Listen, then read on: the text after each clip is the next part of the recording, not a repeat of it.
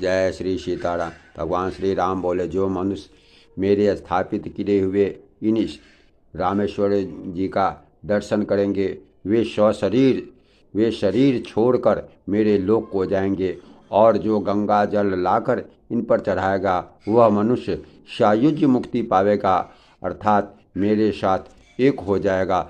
जो छल छोड़कर निष्काम होकर श्री रामेश्वरम जी की कृपा करेंगे उन्हें शंकर जी मेरी भक्ति देंगे, और जो मेरे बनाए सेतु का दर्शन करेगा वह बिना ही परिश्रम संसार रूपी समुद्र से तर जाएगा।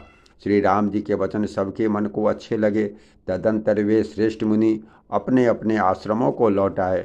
शंकर भगवान कहते हैं, हे पार्वती, श्री रघुनाथ जी की यह रीति है कि वे शरणागतों पर सदा प्रीति करते हैं। चतुल नल और नील ने सेतु बांधा। श्री राम जी की कृपा से उनका यह उज्ज्वल यश सर्वत्र फैल गया। जो पत्थर आप डूबते हैं और दूसरों को डुबा देते हैं, वे ही जहाज के समान स्वयं तैरने वाले और दूसरों को पार कर ले जाने वाले हो गए। यह न तो समुद्र की महिमा की वर्णन की गई, न पत्थरों का गुण है, न बांदरों की ही यह कोई करामात है।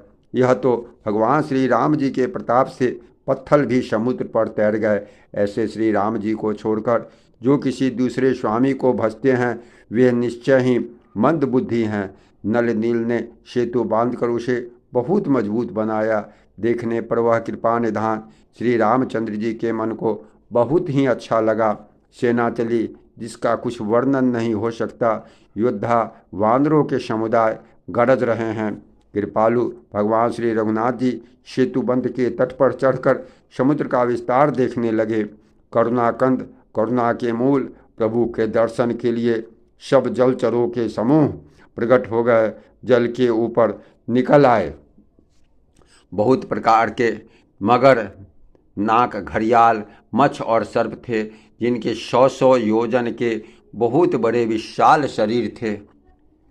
कुछ भी ऐसे भी जंतु थे जो उनको भी खा जाएं, किसी किसी के डर से तो वे भी डर रहे थे।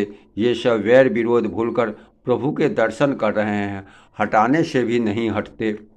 सबके मन हर्षित हैं, सब सुखी हो गए। उनकी आड़ के कारण जल नहीं दिखाई पड़ती। वे सब भगवान श्री रामचंद्र जी का आनंद और प्रेम में मग्न हो गए।